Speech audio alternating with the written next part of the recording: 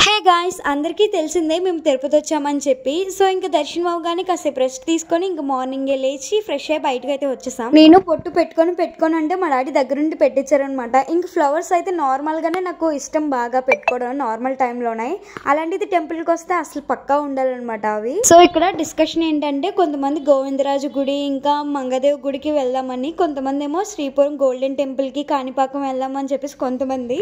So అలా discussion జరుగుతుంది అనమాట. మేము ఎవ్రీ ఇయర్ తిరుపతి వచ్చినా సరే ఎప్పుడు గోల్డెన్ టెంపుల్కి వెళ్ళడానికి అసలు కుదిరేదే కాదు. ఎందుకంటే ఇలానే ఫ్యామిలీతో వచ్చేవాళ్ళం అనమాట. ఇంకా కొంతమంది ఇంటికి వెళ్ళిపోవచ్చని, కొంతమంది మంగాపట్నం ఇలా వెళ్ళేసి ఇంక ఇంటికి వెళ్ళిపోదామని, కొంతమంది గోల్డెన్ టెంపుల్కి వెళ్దామని, అలా అసలు కుదిరేదే కాదు.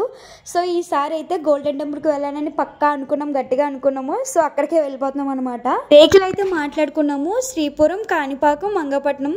ఇంకా లాస్ట్లో రైల్వే స్టేషన్ దగ్గర అయితే దింపేస్తారు. ఇంక పర్సన్కి 700 అయితే తీసుకున్నారు. ఈ జర్నీ అంతా సైలెన్స్ గా కామ్ గా అయిపోయింది. ఎందుకంటే మా బాబాయ్ మా పిన్ని లేరు కాబట్టి. వాళ్ళిద్దరు ఉంటే చాలా సరదాగా హ్యాపీగా అయ్యేది అనుకుంటా. ఎందుకంటే వాళ్ళు యాక్టివ్గా ఉంటారు, మమ్మల్ని యాక్టివ్గా ఉంచుతారు. ఇంకా మా వాళ్ళంతా పడుకోవడమే సరిపోయింది.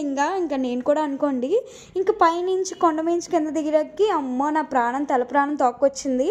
అస్సలు పడలేదనమాట, వామిటింగ్స్లా అయిపోయింది. ఇంకా కళ్ళు మూసుకునే ఉన్నా, పడుకునే ఉన్నా.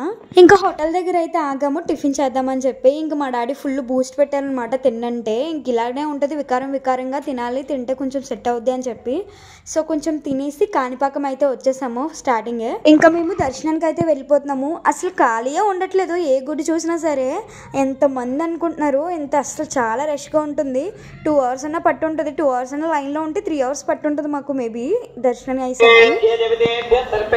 ఇంత లైన్లో ఉండలేక మా బాధ మాది. మా డాడీ మాత్రం చక్కగా జోకులు వేసి నవ్వుకుంటున్నారు. అట్లా ఉంటుంది అనమాట. ఇంకా దర్శనం అయితే అయిపోయింది. ఇంక భోజనం చేద్దామని చెప్పేసి అయితే వచ్చాము. కానీ ఇక్కడ ఖాళీ లేదని చెప్పి ఇంక బయట తినేద్దామని చెప్పేసి ఇంక వచ్చేసాము.